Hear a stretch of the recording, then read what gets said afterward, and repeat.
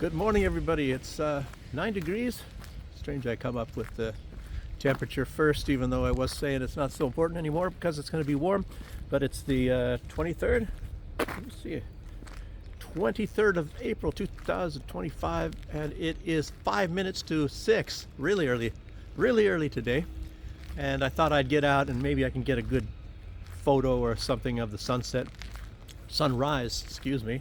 I'm already getting mixed up. Videos always do this to me, I guess. But lately, it's getting kind of like an old story, talking about this Ukraine stuff and these peace plans and PISC plans, and now Trump's got a plan coming out, and all that everybody knows for sure is that it includes Russia keeping the Crimea, well, try to take it away from them, I guess.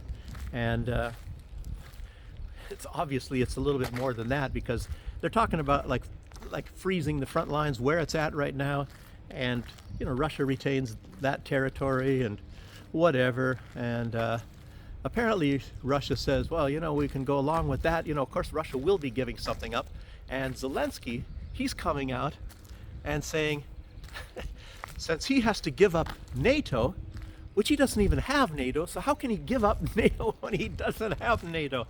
Well, actually, he's like a spoiled child of NATO anyway. He was getting pumped full of weapons from NATO, and the conflict was ongoing anyway, so and it started before all that. This stuff is all just so, I don't know if you want to call it complicated, but it's Europe. They don't give a crap about Ukraine. They don't give anything. Ukraine is just a tool. There's a kitty up there hearing my voice running across the road. Yeah, Ukraine is just a freaking tool. And I'll tell you what, Ukraine is even a tool for the government. Those people that are in charge of Ukraine right now, they don't even care about it. Look at how could you shovel, tens of thousands of people every single month to certain death onto the front lines? And the Europeans, and I'm not talking about all Europeans. Of course, Slovakia is different, and so is Hungary. But the rest of the Europeans, they are just overjoyed watching the Ukrainians getting slaughtered. And they, what is it? They kill for every Russian they kill maybe 3 Ukrainians. But hey, they're friggin' Eastern Slavs anyway. That's the whole idea, to get rid of them. And the inferior people. And it's very strange. It's like, I don't know, what would you call them? The sub-Nazis.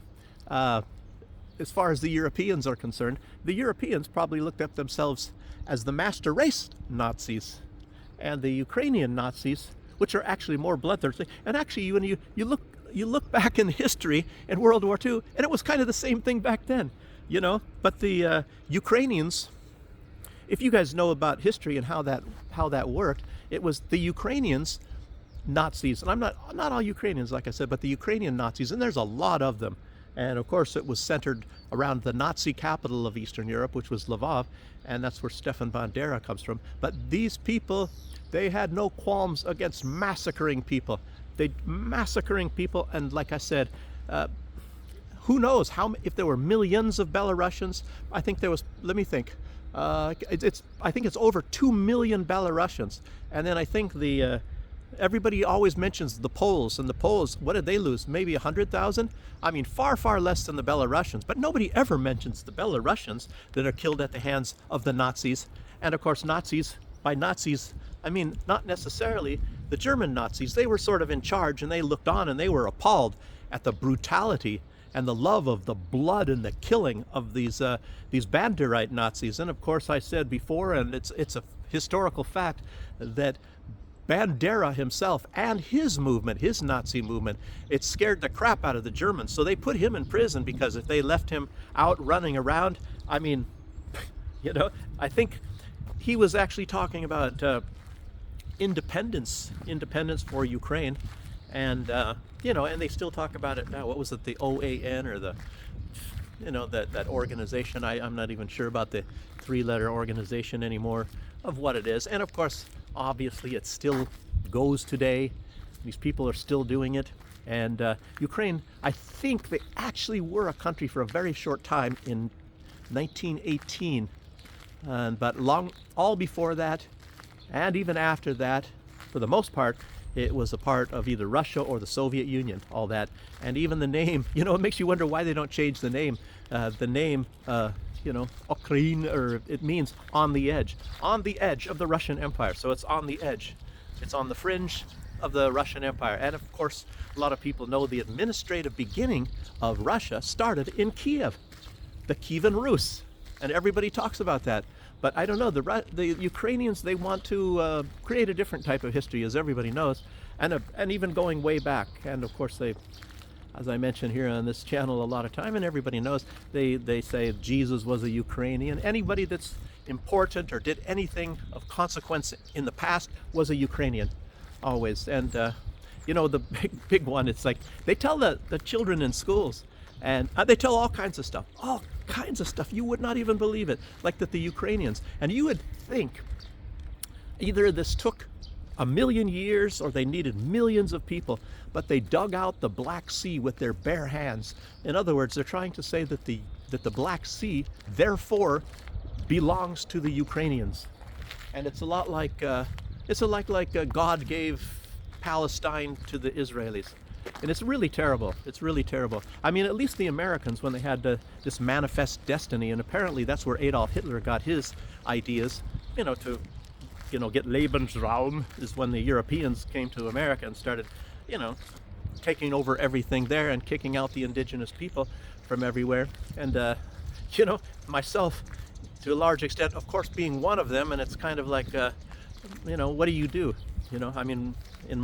Inside of my character, I'm thinking, well, I don't know. But you have to look at that as a bad thing, and how would things have gone if they didn't do that? I really don't know. But anyway, there's a lot of bad history, and you'd think that we'd be smart enough these days to stop doing bad things, but of course it just keeps right on going. And of course, if you're not some of the chosen people, or you're not in the Hate Russia Club, if you ever think about doing that, you're not allowed to, and they will go after you and smear you and everything else. And Russia is not even doing that. I mean, if you guys have been following what's going on and why this conflict is going on in Ukraine, you will know that Russia didn't even want this. They made up this proposal for the Minsk agreements, and that would have meant that eastern Ukraine, not Crimea, but the eastern part of Ukraine, the Donetsk and Kherson and all those newer regions, they would stay in Ukraine, but they would have had, a autonomous government there, and of course their tax money would be going to Kiev, and you could work things out later. But obviously, as you know, these Banderite people, they hate those people, and those people, even when Vladimir Lenin gave that region to the region called Ukraine, and they were just regions, they did not want to be a part of Ukraine. You can see it in the history. And then Stalin, of course, went around screwing things up, and then you got Khrushchev, who gifted the Crimea to this region called Ukraine, and it was a region in 1954, I believe. And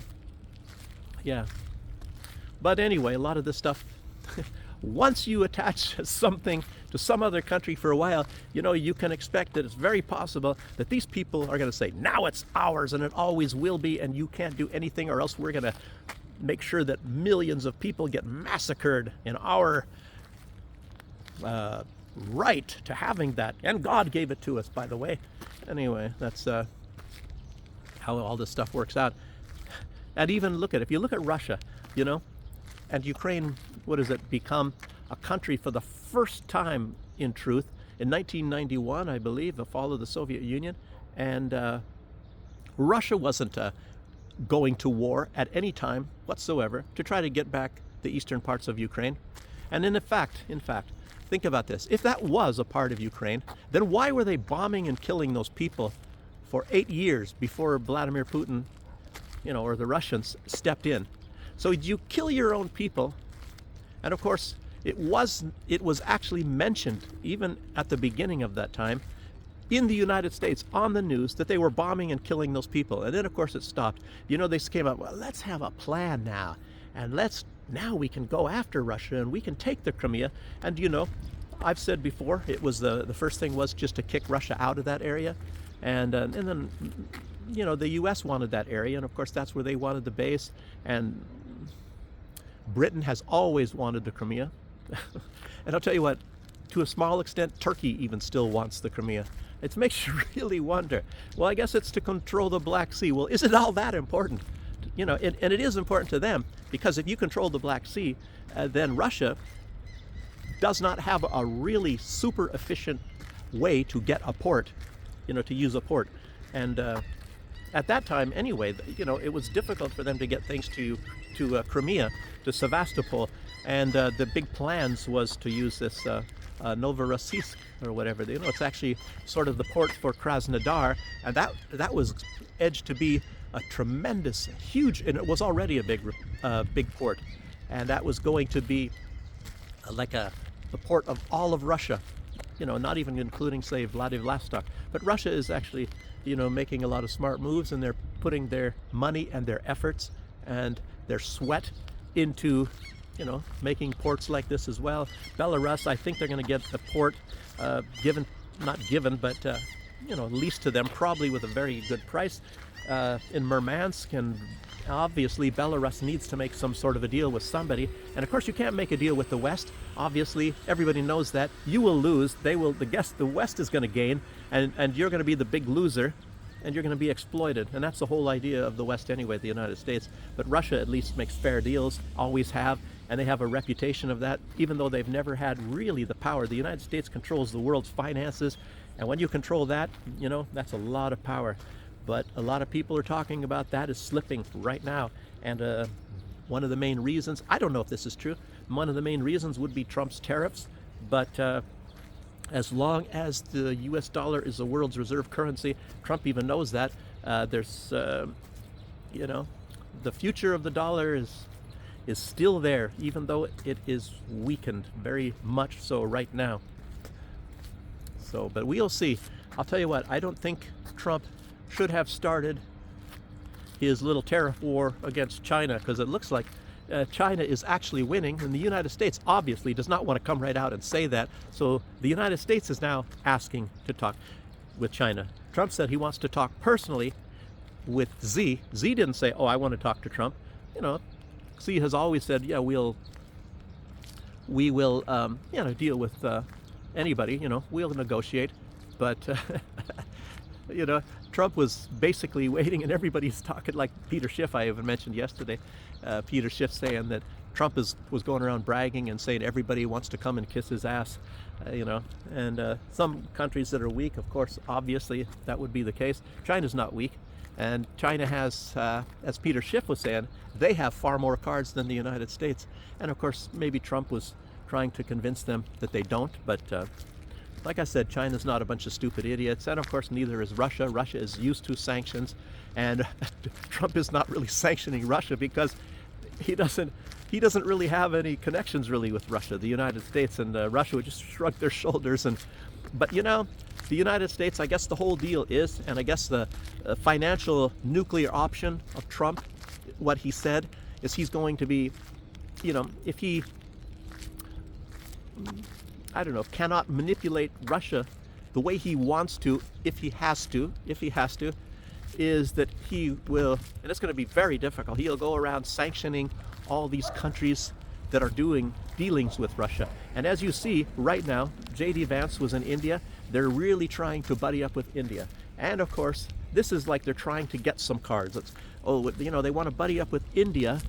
And who knows, maybe they kind of trick India into doing some sort of a deal where India has a certain financial dependence, at least more so than now, on the US and the dollar.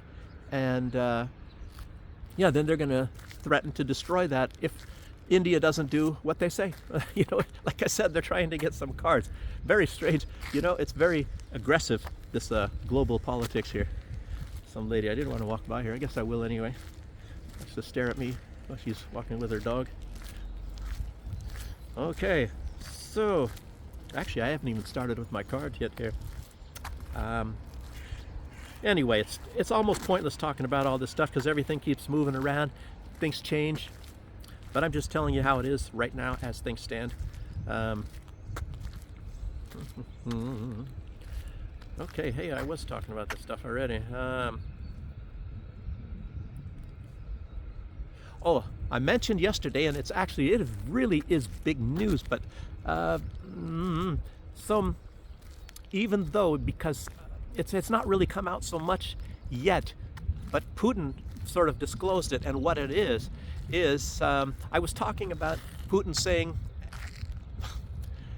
like he didn't come out with specifics of how many billions of dollars Ukraine has in foreign accounts, I would say, foreign investments, and he said that it was stolen, and he said that's the right word, for lack of a better term. They stole the money from the Ukrainian people, and I don't know if it's just Zelensky or if it's Poroshenko.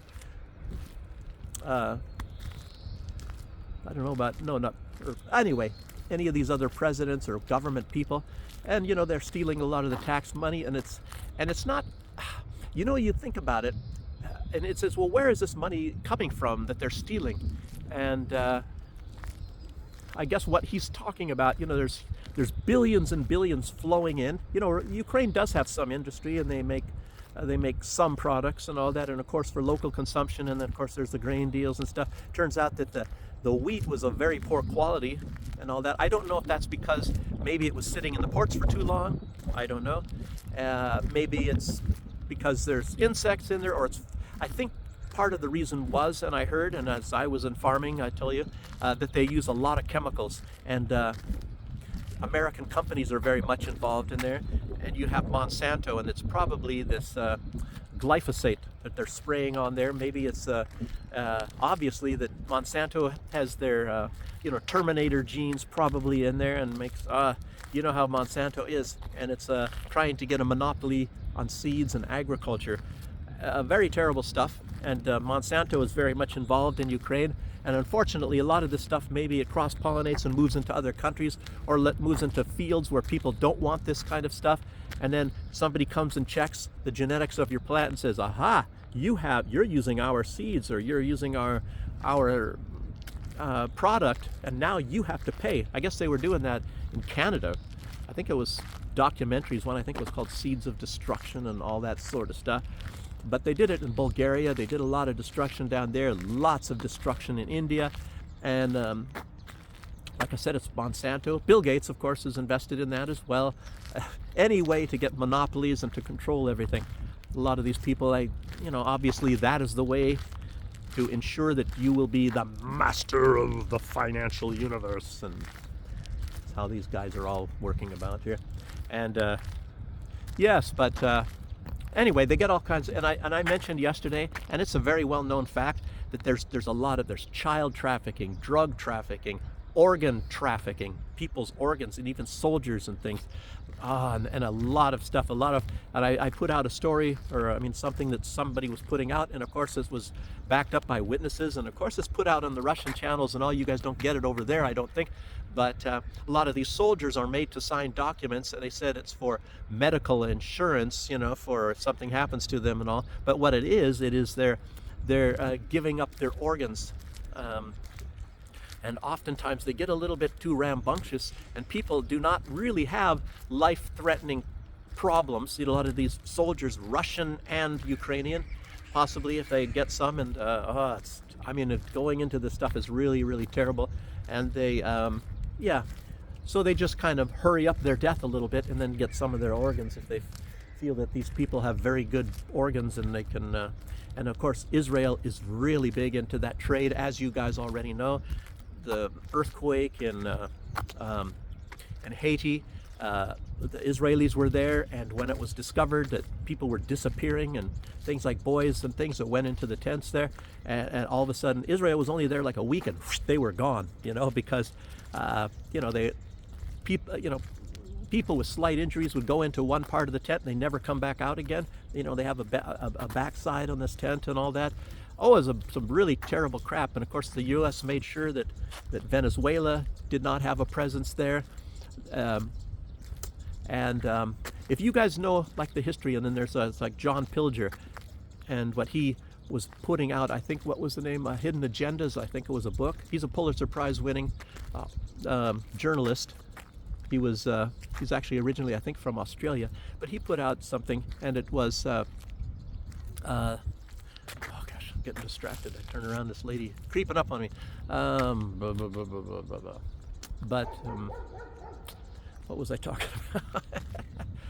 Wow, I guess I'm getting old, getting like Biden. I don't know. His mind is distracted and going in 100 different areas. I get distracted by physical stuff, with what I see. But maybe I'll remember in a minute. Probably not. But anyway, John Pilger. Gosh. Well, sorry about that, everybody. Well, I'm more sorry than you are, trust me. Anyway, so let's go on to something different here.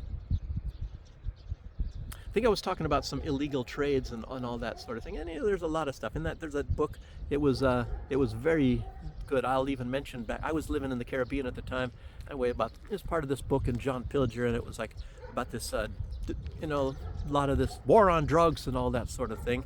And maybe Reagan was actually going for that. There's even a movie, what was it, said American Made or whatever, with Tom Cruise as the pilot, and it showed how the U.S. government and CIA, they were all involved in the drug trade, and this stuff from Oliver North, if you guys remember the Iran-Contra affair and all that deals back in those days in the United States. It was, what was put out is they can't use government taxpayers' money to do these, I don't know if you call them black ops or whatever, assassinations, which is what they were doing, and that's what it was used for. So they had to kind of put a stop to that. And part of the reason, or part of what happened after that, is the United States went into the drug trade, and this is fact. And as a matter of fact, I guess I could mention this. I've even met an incredibly rich person, and he was involved in that as well. And I sat down and talked to him, and he.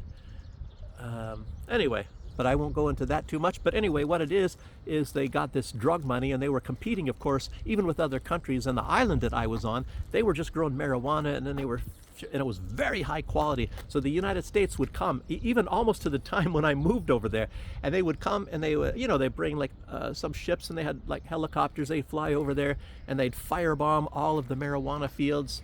And it wasn't because they're against drugs, it was because that marijuana competed with the United States' marijuana and all that. But then the Americans, of course, they graduated much more higher into cocaine and all of that. And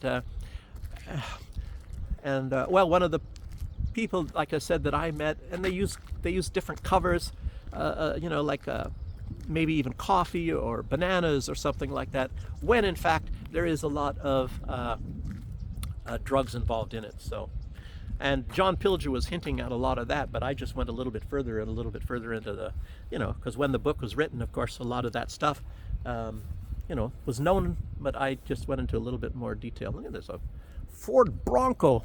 OJ, where's OJ? OJ Simpson, where are you at here?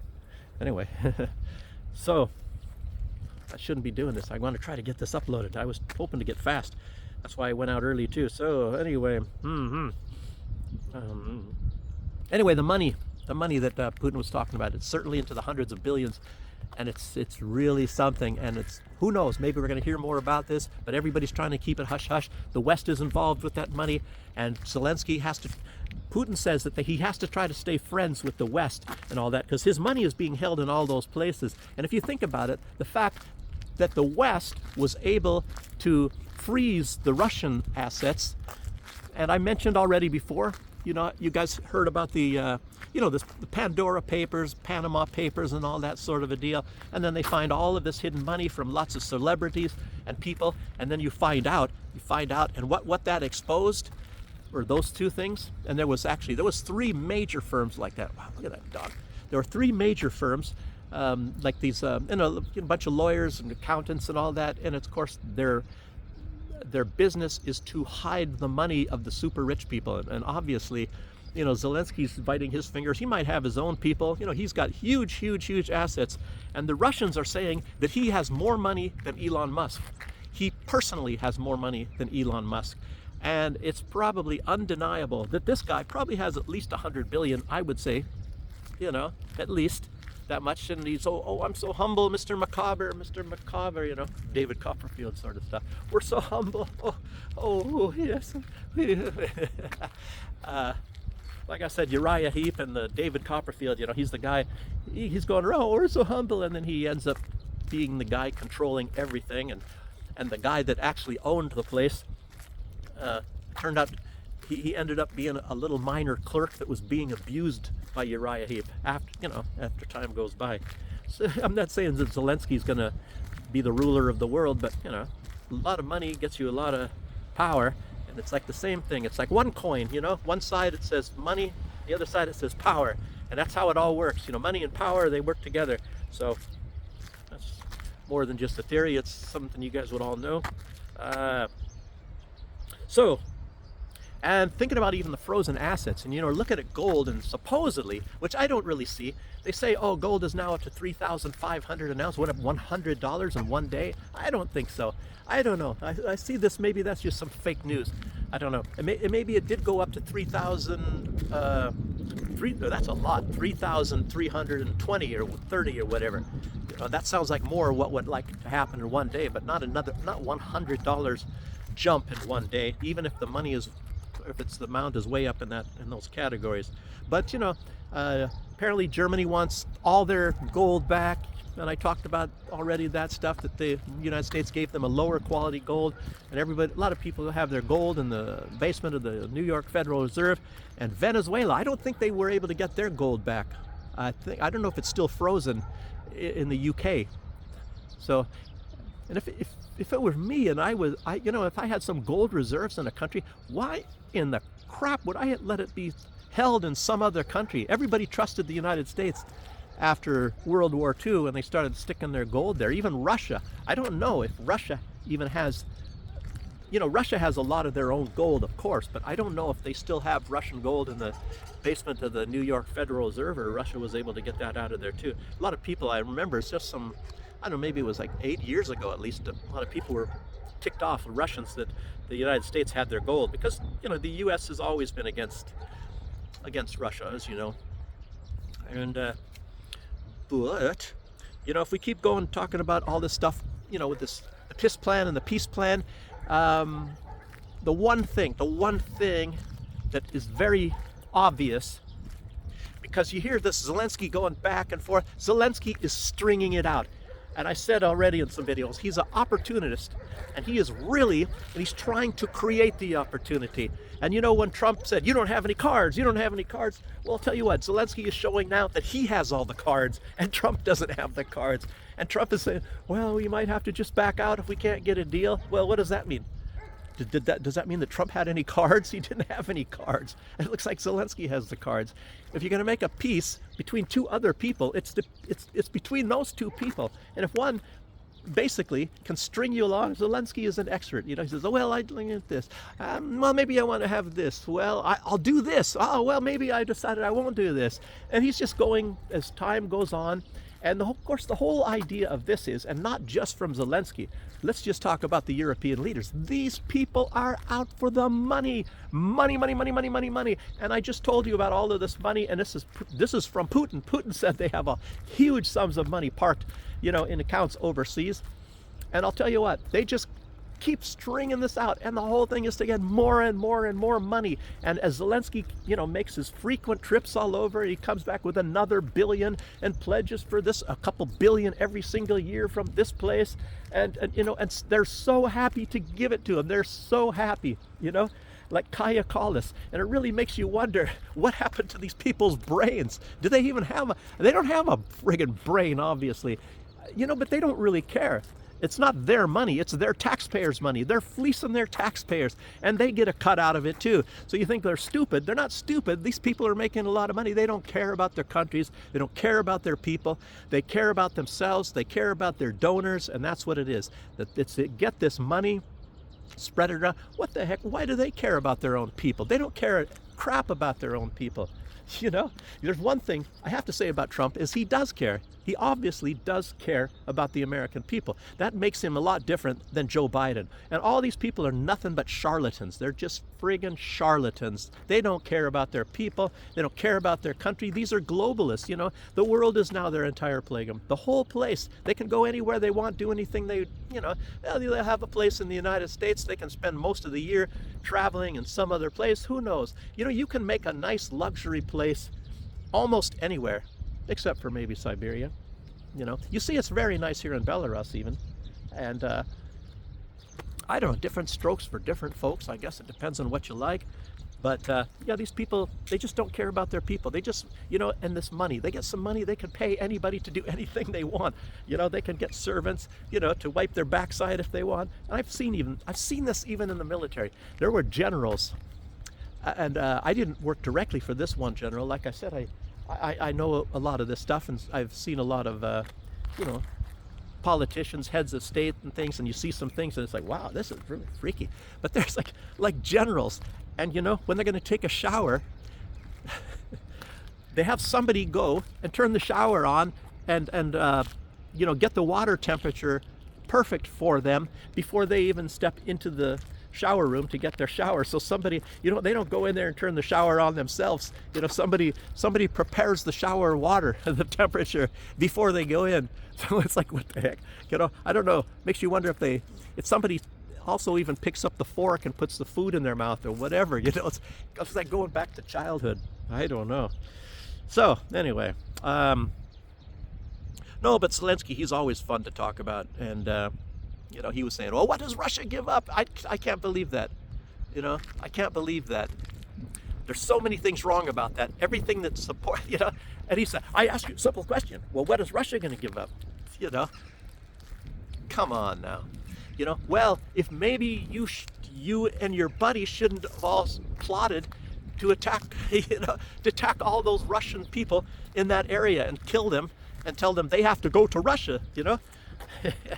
If they don't stop speaking Russian and what does it say?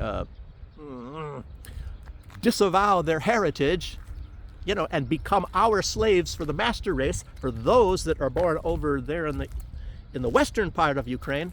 You know, you guys happen to have Russian blood in them. You will have to be our slaves. And if you don't like that, you know, go to Russia. That is what Zelensky himself said, to be honest with you. Okay. Yes. Okay. But, you know, like I said, Ukrainians obviously are even killing their own people. They're sending tens of thousands of them to die in certain death, not even training them or nothing. They don't care. And if they are gonna surrender, or if they turn back, if they do not go forward, they get shot in the back by the Ukrainians. Wow. Okay. I'll talk a little more about this stuff anyway. But the new replacement for, at least temporarily, at least interim, is for Klaus Schwab for the World Economic Forum is Peter Brabeck Lethmade. I don't know. Why has he got a double name like that? Maybe he has a husband. I don't know. Oh, Kaya Kallas, I was going to mention that. I thought I maybe did, but I didn't. She says the EU will never recognize Crimea as being part of Russia. Okay. Other news. Let's see. Yemen has now shot down the 22nd MQ-9 surveillance drone from the $30 million drone from the United States. I don't know. I guess the U.S., even under Trump, doesn't really care so much. You know, they're bombing the place to smithereens. And I guess to a large extent, the Houthis have neutralized the aircraft carrier Carl Vinson and the Harry Truman. So anyway, if they are there, and even if the United States is bombing the place to crap, you know, they haven't diminished the power of the Houthi. Very interesting. Okay. And well, along with that, I just saw, this was like kind of breaking news before I started this video, is, you know, Israel is just still bombing all kinds of innocent people and refugee camps all over. And there was like videos and things of fire and burning, lots of people dead, you know. And it was so new that they don't even know how many people died yet when I started this video, so who knows. Okay, some other news. A federal judge ordered, oh, I was going to get a good photo. I can't get a good photo now. It's all looking like crap over there. It's even getting colder at the moment here. Federal judge orders Donald Trump to reinstate Voice of America. You know, it's a sabotage operation to overthrow governments. Basically, that's what it was. They were at work big time here in Belarus, you know, and I don't know. Maybe there's Belarusians that even go along with it, but you know, that started out in after World War II, and of course it got even worse. Lots of money going through there to, you know, like I said, just try to seek overthrows of governments and sabotaging things. Yeah, the federal judge says that Trump has to reinstate the employees and continue the program. Yeah. Okay. Let's see. Freeze the conflict. Yes, but anyway, I can't get any good photos. What am I going to do for you guys? Sorry about that. But mostly what I'm just saying is Zelensky, he's for the most part very much in charge, and I don't think he's going to get his real piss plan. You know, his piss plan was basically the surrender of Russia for everything. You know, like he wins the conflict, so to speak.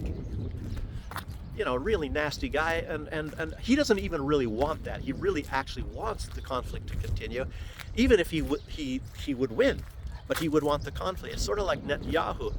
Apparently he wants to keep the war going down there because otherwise he would have to stand trial, apparently. But Zelensky, it's a little bit different. He wants to keep the whole thing going because he still wants these billions and billions of dollars, and he's getting a huge amount of them himself.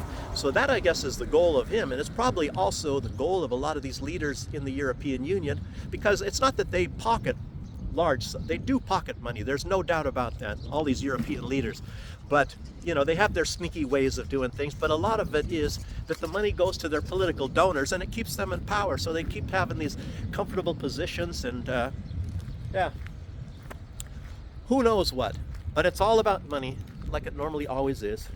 And with that, I'll end this video because I'm making a lot of money on YouTube. I'm just kidding. Okay, people, thanks for joining me, and I'm gonna get home. It's cold as anything out here now. I hope we're not in for another cold spell.